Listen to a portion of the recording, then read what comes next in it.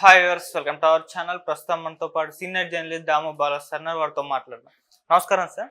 Sir, Vijayasai Reddy బీజేపీలోకి చేరబోతున్నారంటూ వార్తలు రావడం చూస్తున్నాం సార్. మరి వార్తల్లో నిజం ఎంత ఉంది? నిజంగా బీజేపీలోకి చేరబోతున్నారా? ఎందుకంటారు? విజయసాయి రెడ్డి గత కొంతకాలంగా మనకి వార్తల్లో ఉన్న విషయం తెలిసింది, ఆల్రెడీ మనం చెప్పుకున్నాం. ఇప్పుడు ఒక కొత్త వార్త ఈరోజు వైరల్ అవుతుంది. అదేంటంటే విజయసాయి రెడ్డి బీజేపీలోకి వెళ్తున్నాడు.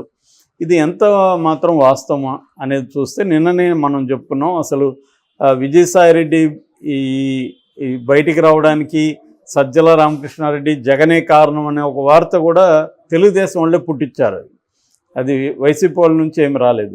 అయితే దీనికి బేస్ ఉంది, తెలుగుదేశం వాళ్ళు పుట్టించడానికి బేస్ ఉంది.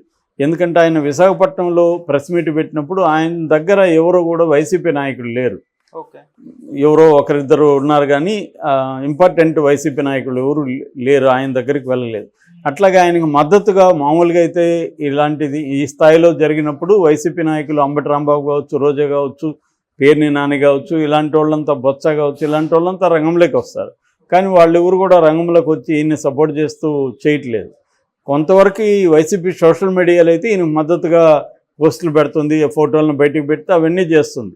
కానీ నాయకత్వ స్థానంలో ఉండేవాళ్ళు ఈయనకు మద్దతుగా నిలబడట్లేదు. రెండవది ఆయనే చెప్పాడు, మా పార్టీలో కూడా కొంతమంది శత్రువులతో కలిసి ఇలా చేశారని కూడా ఆయన అన్నాడు. అంటే ముందు నుంచి కూడా ఈయనకి సజ్జల రామకృష్ణారెడ్డికి మధ్య ఇబ్బందులు ఉన్నాయి.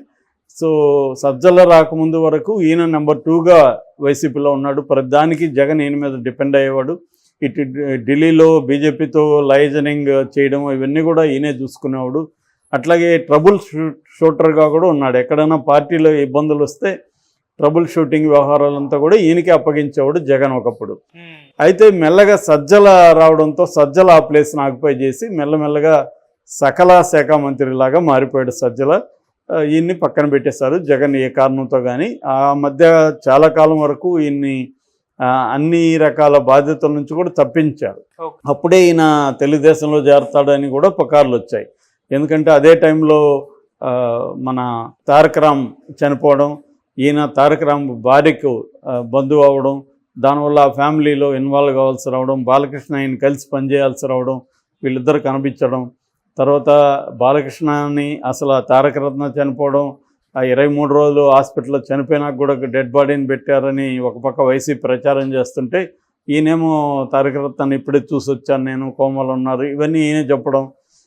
అట్లాగే చంద్రబాబుతో కూడా ఈయన సఖ్యంగా కూర్చొని మాట్లాడడం, ఇవన్నీ వైసీపీకి ఇబ్బందికరంగా మారాయి. అప్పుడు నెగిటివ్ వచ్చింది. దాని తర్వాత ఎలక్షన్ ముందు మళ్ళీ ఆయనకి ఇంపార్టెన్స్ ఇవ్వడం పెరిగింది.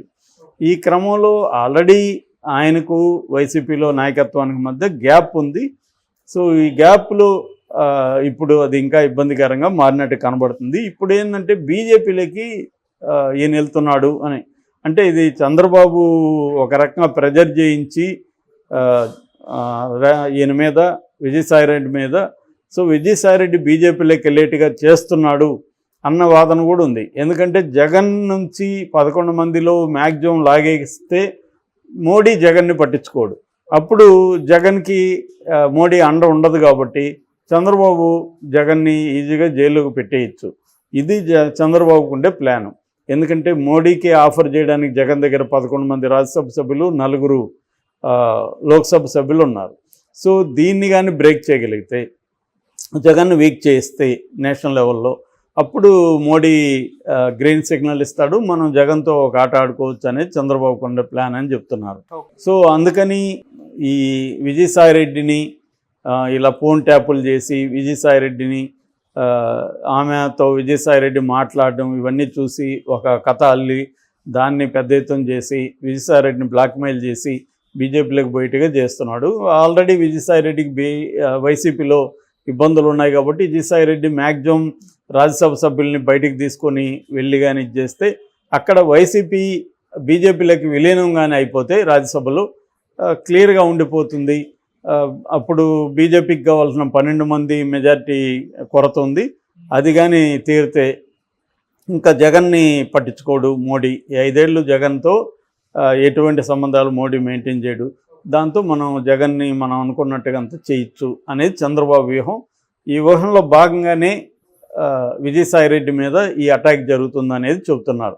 అంటే చంద్రబాబు వ్యూహం పన్ని ఆ వ్యూహంలోకి విజయసాయిరెడ్డిని లాగాడు. ఆల్రెడీ విజయసాయిరెడ్డికి వైసీపీలో ఇబ్బందులు ఉన్నాయి.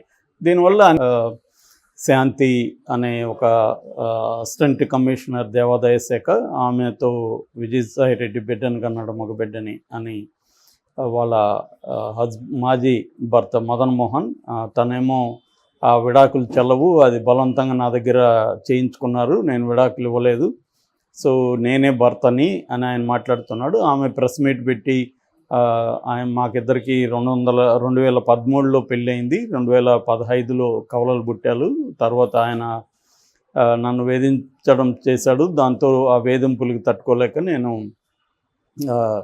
విడాకులు తీసుకున్నాను. మా ఇద్దరు గిరిజనులు వాళ్ళు, సో మా కుల పద్ధతిలో విడాకులు తీసుకున్నాము, అందరి పెద్దల సమక్షం ముందు ఆయన కూడా సైన్ చేశాడు.